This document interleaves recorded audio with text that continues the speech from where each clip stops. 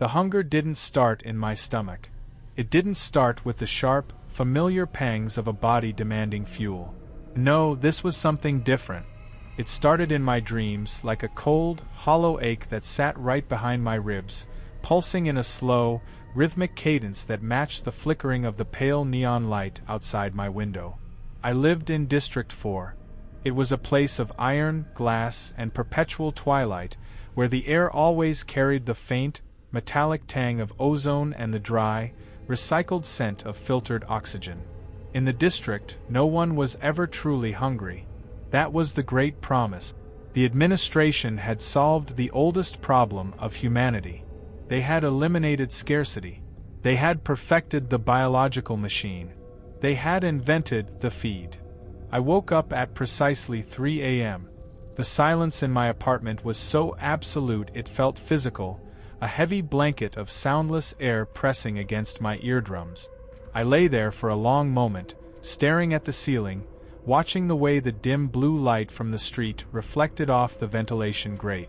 I could hear the building itself breathing, the distant, low-frequency hum of the power conduits, the faint hiss of the air scrubbers, and the rhythmic, dragging sound of the wall clock.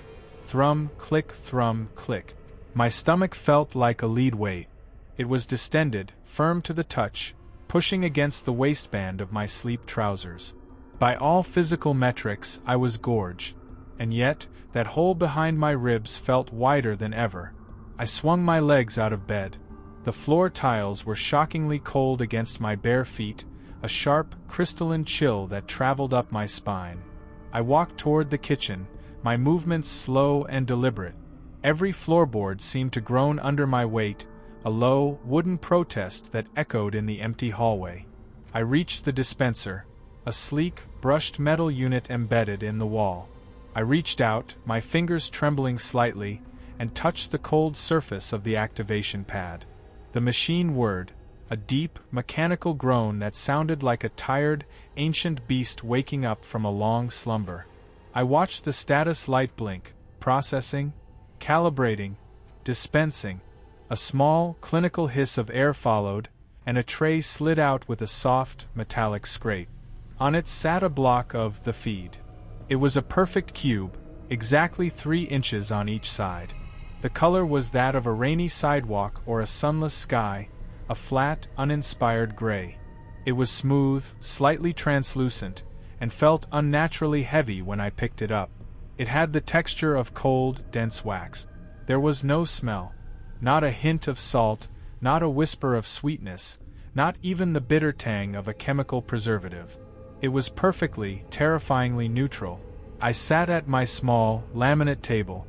The light in the kitchen was a harsh, flickering fluorescent tube that hummed in a nervous, high-pitched frequency. I looked at the cube. My mind began to wander, drifting back to the stories my grandfather used to tell, stories of things called orchards, of fruit that grew from dirt and tasted like sunlight and rain. He talked about searing and spices, words that felt like ancient incantations. Why does this feel like a funeral? I asked myself. My voice was a dry rasp, a sound that hadn't been used in hours. It felt foreign in the quiet room. I took a bite. The texture was consistent all the way through, dense, chewy, and utterly devoid of character. As I swallowed, I felt the mass slide down my throat, a heavy, cold lump that joined the others already in my gut. I could feel my stomach lining stretch. I felt the biological signals of satiety firing in my brain, ticking boxes on a digital checklist. Nutrients, optimal. Calories, sufficient. Minerals, balanced. By the third bite, I was bloated. My skin felt tight across my abdomen, almost painful. I was stuffed to the point of nausea. But as I sat there, bathed in that sickly blue light, staring at the half-eaten gray cube, a wave of profound, suffocating despair washed over me. I felt full. I felt heavy. I felt like a vessel filled with wet sand. But I didn't feel satisfied. My tongue felt like a parched desert, aching for a spark of flavor that didn't exist in the district. My senses were searching for a ghost, the crunch of an apple, the sting of a lemon, the rich, oily warmth of something cooked over a real flame. Those things were gone, scrubbed from our world to ensure social stability and biological harmony. I leaned back in my chair, the plastic creaking under my weight. I closed my eyes and listened. Through the thin walls, I could almost hear them, the 500 other residents of this block. I imagined them all lying in their dark rooms, their bellies distended with gray cubes, staring at their own ceilings with wide, empty eyes. A whole city of people who were never hungry, yet were slowly starving to death from the inside out. I reached out and touched the windowpane. It was vibrating.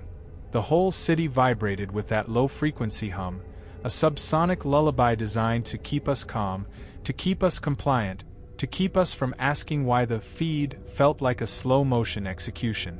I looked at my reflection in the glass. My cheeks were plump. My skin was clear and healthy-looking. I was a masterpiece of administration science. "You are a success story," I whispered to the glass. My breath fogged the surface, a small, white cloud that vanished as quickly as it appeared. "You are sustained. You are not starving." But as I looked at the gray cube on the tray, I realized the truth. The administration hadn't just fed us. They had muted us. They had taken the fire of desire and smothered it with a blanket of gray mass. I was full, yes. I was fuller than any human in history. And yet, I had never felt more empty. The weeks that followed were not measured in days, but in the increasing density of the air. In District 4, time didn't flow like a river. It accumulated like silt at the bottom of a stagnant pond. Every morning felt like waking up underwater, my limbs moving through a thick, invisible resistance as I prepared for another shift at the sorting center. The sorting center was a cathedral of industrial monotony. Imagine a room so vast that the far walls were lost in a haze of metallic dust and pale, flickering light. Hundreds of us sat in long, ergonomic rows, our bodies cradled by cold synthetic chairs that seemed to hum in synchronization with the floor. My task was a surgical strike against chaos. Watch the conveyor belt. The belt was a relentless, black rubber tongue that hissed as it slid past my station. On it sat thousands of gray mineral shards, rough, jagged, and utterly identical. My only purpose was to wait for the red stone. A defect, a flaw in the sequence. When I saw it, I had to press a translucent button. Thrum, hiss, click. The sound was hypnotic. It worked its way into my bones, vibrating through my spine until I felt like part of the machinery. To my left sat Elias. He was a mountain of a man, his gray uniform straining at the seams of his shoulders, his thick neck perpetually bowed toward the belt. Elias was the perfect citizen. He never looked up, he never spoke. Every 4 hours, when the melodic chime of the feeding interval rang through the hall, a small slot in his desk would slide open. A gray cube of the feed would appear. Elias would take it with a hand that didn't tremble. He would eat it with a mechanical, rhythmic jaw movement. Up, down, his eyes never leaving the conveyor belt. He didn't chew for taste. He chewed for clearance. He needed to empty his mouth so he could fill it again. One afternoon, the air in the center felt particularly heavy. The scent of ozone was so strong I could taste the electricity on the back of my throat. I looked at Elias. His face was a mask of pale, puffy health, but his eyes, they were vacant, like windows into an abandoned house. "Elias," I said. My voice was a jagged tear in the fabric of the room's hum. Elias didn't flinch. His hand hovered over his button, his gaze locked on the gray stones. "Elias," I repeated, leaning toward him. I could smell the faint, medicinal scent of his skin, the smell of someone whose body was composed entirely of synthetic nutrients. Do you ever think about the before? About things that weren't gray?" I watched the muscle in his jaw tighten. The conveyor belt hissed between us, a black void carrying endless gray rock. "My grandfather told me about a color called crimson," I whispered, my heart beginning to thud against my ribs. "He said it wasn't just a color. He said it was a feeling, like heat, like fire. He said fruit used to taste like it." Elias froze. For the first time in 3 years, the stones on his section of the belt passed by unmonitored. He turned his head, slowly, as if the vertebrae in his neck were grinding against each other. "I am full," Elias said. His voice was a flat, hollow resonance, as if he were speaking from inside a lead pipe. "The administration provides. The hunger was a sickness of the old world. We are cured. But are you satisfied?" I pressed, my voice rising, clashing with the rhythmic clack-clack of the machinery. "Look at your hands, Elias. They don't shake, but they don't feel either. You feel the weight in your stomach, but do you feel the pleasure? Do you even remember what it's like to want something so badly it hurts?" Elias's eyes suddenly widened. A flash of raw, primitive terror flickered in those dark pupils, the look of a drowning man realizing there is no surface. His lower lip gave a tiny, frantic twitch. For a second, I thought he might scream. I thought he might break the chair and run. But then, the chime rang. The soft, musical tone for the feed. Elias's slot hissed open. The gray cube slid out, bathed in a sterile white light.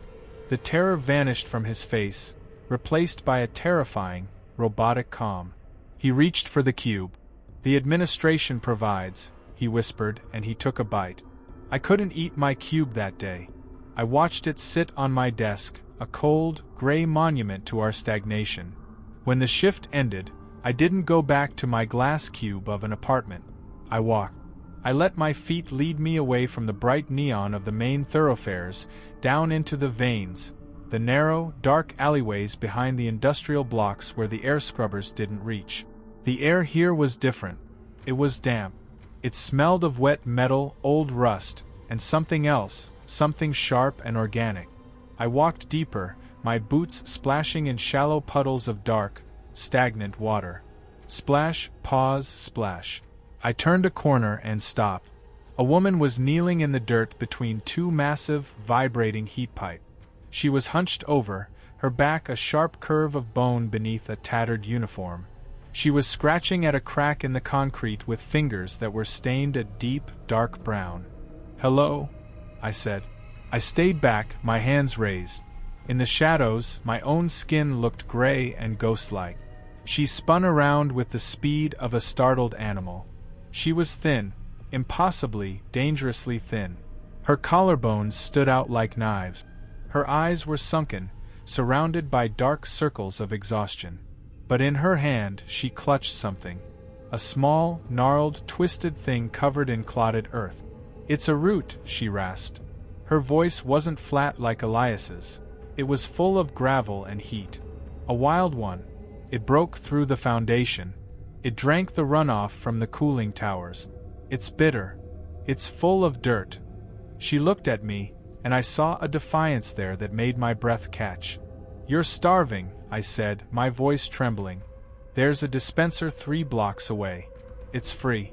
You can be full. You don't have to eat that." The woman looked down at the dirty root, then back at me. She let out a laugh, a sharp, hacking sound that echoed off the damp walls. "I've been full my entire life, little ghost," she said, leaning forward. The scent of damp earth rolled off her. "And I have never been more hollow. You think that gray block is life? It's just fuel for a corpse." She lifted the root to her mouth. She didn't hesitate.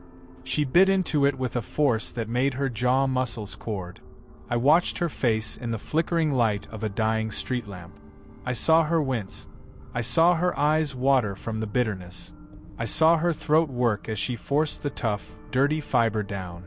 A single tear escaped and ran down her cheek, cutting a path through the grime. She looked like she was in pain.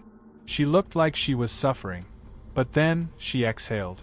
A long, shuddering breath. And she smiled. It wasn't the vacant, polite smile of the district. It was a smile of triumph. "There," she whispered, her eyes burning with a sudden, fierce light. "It tastes like iron. It tastes like rot. It tastes like something." She stood up, her movements shaky but purposeful, and vanished into the darkness of the pipes before I could move. I stood there alone in the alley, the low-frequency hum of the city vibrating in my skull. I reached out and touched my own stomach. It was firm. It was full. But as I stood in the mud and the dark, I felt a hunger so sharp, so violent, that it felt like I was being hollowed out by a knife. I wanted to taste the dirt. I wanted to feel the bitterness. I wanted to be unsatisfied. After that night in the veins, the silence of my apartment became predatory. I sat at my laminate table, beneath that perpetually flickering fluorescent tube, and stared at a fresh cube of the feed. It lay on the clinical white tray, cold, geometrically perfect, and radiating an aura of absolute indifference. Before, I had seen it as a salvation from the chaos of the old world. Now I saw it as a gag. I reached out, my fingers moving with agonizing slowness, and touched its surface. It was smooth, slightly damp with a film of condensation that felt like a cold sweat. I pressed my thumb into the gray mass, and the indentation remained there, a stubborn, hollow mark that refused to vanish. "What are you made of?" I thought. My internal monologue now sounded like a stranger's whisper, echoing from a dark corner of the room. How many lives were ground into dust to create this perfect portion of peace? I picked up the knife. A simple, plastic utensil issued by the administration. I began to cut the cube, my movements slow and surgical. Scritch, slide, slice. Inside, it was exactly as it was on the outside. No veins, no grain, no variation in texture. Just a uniform, dense vacuum of matter. I lifted a small piece to my eyes. In the sickly blue light of the neon sign outside, it looked like a chunk of solidified fog. I didn't want to eat it. Every cell in my body, already distended and heavy with synthetic nutrients, shrieked in protest. But then, the hum in the walls suddenly shifted. It was microscopic at first. The low frequency that usually acted as a lullaby for the district suddenly grew sharper. It began to vibrate in my teeth, in my marrow. It was the sound of attention. The administration didn't just feed us. They monitored the swallow. I forced the piece into my mouth. I didn't chew. I just held it on my tongue, feeling it begin to melt into a thick, tasteless sludge. My stomach, already stretched to its limit, cramped in a violent spasm. I wanted to spit it out, to scream, to shatter the window and breathe in the scent of actual rot, anything but this. But I knew that in the hallway, the cameras were mounted, their microphones tuned to the specific frequency of human distress. The next day at the sorting center, I didn't press the button. The conveyor belt hissed, carrying an endless stream of gray mineral shards past my station. And then it appeared. The red stone. It was vibrant, shocking, like a drop of fresh blood on a field of ash. It approached my zone, and I felt my heart begin to thud, fast, arrhythmic, breaking the perfect mechanical tempo of the room. I didn't move a muscle. The stone drifted past. It reached the end of the belt and fell into the reject bin with a hollow thud, a bin that was supposed to remain empty. Elias, sitting 3 feet away, flinched. His hand hovered in the air for a fraction of a second, and his eyes, those vacant, hollow eyes, darted toward the bin. He felt the glitch. He felt the error in the sequence. "Violation," he whispered. His voice was so low it was barely a vibration beneath the hiss of the belt. "You didn't press it. What happens if I don't, Elias?" I asked, my voice steady despite the adrenaline surging through me. "What if we all stop pressing? What if we let the red color fill this hall?" Elias didn't answer. He began to breathe faster. I could hear his heavy chest heaving under his gray uniform. Inhale, pause, exhale. It was the sound of a waking terror. In that moment, the hum of the sorting center changed. It grew louder, more aggressive. The overhead lights flickered, and for a heartbeat, the shadow cast by my hand on the console became long, jagged, and predatory. I stood up. This was forbidden. In the center, no one stands until the chime. I walked slowly along the rows of silent workers. My boots on the metal floor sounded like hammer blows, clang, clang, clang. Hundreds of people sat at their stations, and not one of them turned their head. They were full. They were calm. They were dead, they just didn't know it yet. I approached the far wall, where a massive ventilation grate was embedded in the concrete. A scent was drifting from it. Not ozone, not metal. It was a smell of decay, deep, heavy, organic rot. It was the scent of something that had once been alive and was now decomposing in the very heart of the administration. I pressed my ear against the cold steel of the grate. And there, behind layers of reinforced concrete and lead pipes, I heard it. It wasn't the hum of a machine. It was a cry. Thousands of low, muffled voices, merging into one infinite, agonizing groan. "They aren't feeding us," I whispered to myself, and a coat of ice settled over my skin. "They're just recycling our despair." I felt a heavy, fleshy hand drop onto my shoulder. Elias. He was standing behind me, and the vacancy in his eyes was gone.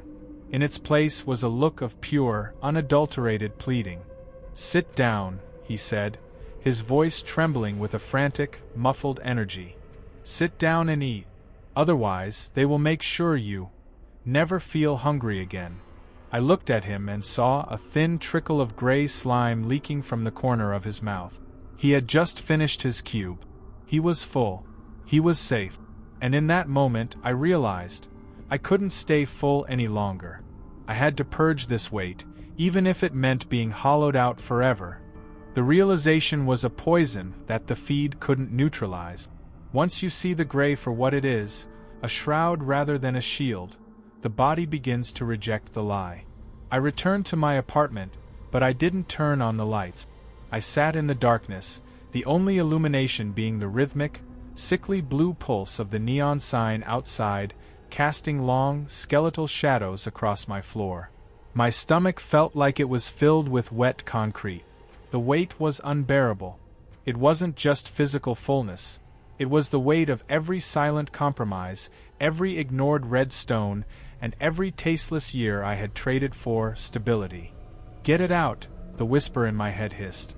It was my own voice, but it sounded raw, stripped of the administration's sedative hum. "If you want to feel, you have to be empty."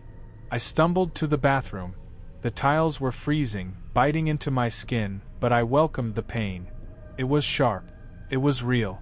I gripped the edges of the porcelain basin so hard my knuckles turned white, appearing like polished bone through my translucent skin. I looked into the mirror. In the strobe-like flicker of the blue neon, my face looked like a mask of melting wax. I shoved my fingers down my throat. It was a violent, ugly act. My body fought me. The administration had spent decades engineering the feed to be unrejectable, to settle in the gut like a permanent anchor. I gagged, my eyes watering, my throat burning with a sudden, acidic heat I hadn't felt in a lifetime. And then it happened. The purge was not like a normal illness. It didn't come out as food. It came out as a thick, gray sludge, heavy and odorless, hitting the basin with a wet, rhythmic thwack. It felt like I was pulling a rope of lead out of my own chest. With every heave, I felt a layer of the district's fog lifting from my brain. My senses began to scream. I could suddenly smell the ancient dust in the vents. I could hear the distant, frantic scratching of rats in the walls. I could feel the microscopic vibrations of the city not as a lullaby, but as a cage. When it was over, I slumped against the cold wall, gasping for air. My throat was raw, and my stomach was a hollow, aching void. I was shaking, my muscles twitching in a frantic, uncoordinated dance. I was starving, and it felt like a miracle. Click, thrum, click. The clock on the wall was still there, but now the sound was an insult. I stood up, my legs feeling light, dangerously light. I didn't reach for the dispenser.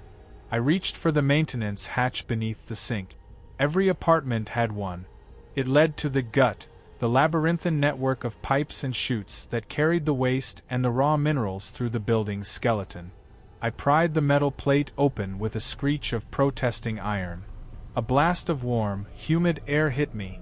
It smelled of sulfur, rot, and that same organic decay I had sensed at the sorting center. I climbed in. The gut was a world of darkness and steam. Huge, pulsating pipes vibrated against my skin, carrying the gray slurry to the millions of dispensers above. I climbed down the service ladder, my hands slipping on the oily residue that coated the rungs. Clang, slip, breathe, clang. I descended past the residential levels, past the industrial tiers, down into the places where the light didn't reach. The further I went, the louder the sound became. It wasn't a hum anymore. It was a roar. The sound of 1,000 waterfalls, but the liquid was thicker than water. I reached a catwalk overlooking a massive, subterranean reservoir. I shielded my eyes against the sudden, harsh glare of industrial floodlights. Below me was a lake of gray. Millions of gallons of the feed, churning in vast, mechanical vat. But it wasn't just mineral paste. I saw the cranes. I saw the massive, silent chutes dumping waste from the upper districts. It wasn't trash. It was gray uniforms. It was plastic chairs. It was the unproductive. I saw a conveyor belt carrying thousands of discarded time cards, their blue lights extinguished, being fed into a massive, grinding maw that turned everything, objects, memories, and people, into the same, uniform, nutrient-rich mass. "The feed is us," I whispered, the words lost in the roar of the grinders. We weren't being fed. We were being consumed. The administration hadn't solved scarcity. They had simply turned the population into a closed loop. We ate our past to fuel our stagnant present. We were full of our own ghosts. I looked down at the lake of gray, and then I looked at my own hands. They were shaking with a hunger that no cube could ever satisfy. I didn't want to be a part of the loop anymore. I looked across the catwalk and saw a red light. Not the flicker of a machine, but a small, flickering flame. Someone was there. In the heart of the machine, someone had started a fire. The fire was small, a fragile, orange pulse in the overwhelming gray of the reservoir. It looked wrong. In this world of muted tones and sterile surfaces, that flickering flame felt like a hole burned into the fabric of reality. I stepped onto the catwalk, my boots ringing out with a sharp, hollow tink. Tink. Tink against the rusted metal. The air here was heavy, saturated with a heat that didn't come from a heater, but from the friction of the massive grinders below. I moved toward the light, my shadow stretching out long and jagged across the churning vats of gray sludge. As I drew closer, I saw them. They were gathered around a makeshift hearth built from broken concrete and salvaged iron. There were 7 of them. They didn't look like the people of District 4. Their skin wasn't plump or clear. It was leathered, scarred, and clung tightly to their frames. Their eyes weren't vacant. They were sharp, darting, and filled with a terrifyingly ancient intelligence. They were the starve. A man stood up as I approached. He was tall, his hair a wild thicket of gray and white, and he held a long, sharpened rod of rebar like a spear. He didn't move with the sluggish, heavy grace of the full. He moved with the jittery, explosive energy of a predator. "You look heavy, ghost," he said. His voice was a deep rumble that seemed to vibrate in the floor beneath my feet. "You smell like the dispenser. You smell like the lie." "I purged it," I said, my voice cracking. My stomach gave a violent, hollow growl, a sound so loud it seemed to echo off the vat. "I'm empty." The man lowered the spear slightly. He studied me, his eyes traveling from my trembling hands to the hollows of my throat. After a long, agonizing silence, he gestured toward the fire. "Sit," he commanded. "If you're empty, you're dangerous. And we like dangerous things." I sat on a cold slab of concrete. In the center of their fire, something was roasting. It wasn't a cube. It was a rat, a small, mangled thing, its fur singed and its skin bubbling over the flames. The smell was overwhelming. It wasn't the clean smell of the administration. It was the smell of burning hair, of rendered fat, of scorched earth. It was foul. It was pungent. It was the most beautiful thing I had ever smelled. The man tore off a piece of the charred meat and handed it to me. His fingers were stained black with soot. "Eat," he said. "It won't make you full. It'll probably make you sick." But it will give you a taste of the fast. I took the meat. It was hot, scorching, blistering hot. I hadn't felt true heat on my tongue in decades. I bit into it. The taste was a violent assault. It was bitter, salty, and metallic. It was tough, requiring my jaw to work until it ached. It was a struggle. It was a fight. And as I swallowed, I felt a spark ignite in my gut. It wasn't the heavy, leaden piece of the feed. It was a sharp, jagged spike of energy. It was a reminder that life isn't a state of being. It's a process of consumption. "We know what you saw," the man said, looking out over the lake of gray sludge. "The loop. The administration discovered that the most efficient way to manage a population is to make them the fuel.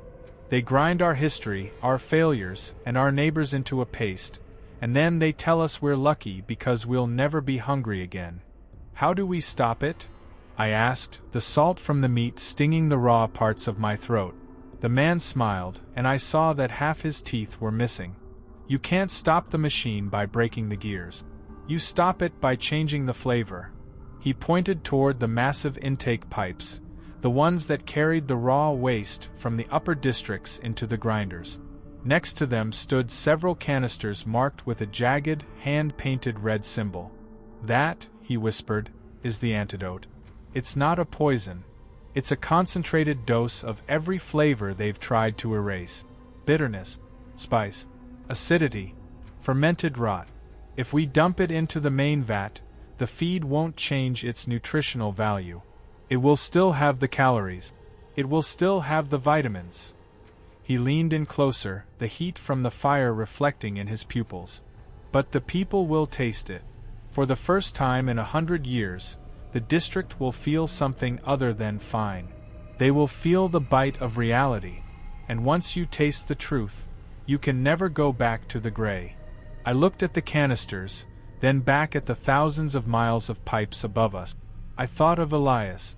I thought of him sitting at his desk, his jaw moving in that mechanical, rhythmic dance, his soul slowly drowning in a sea of gray mass.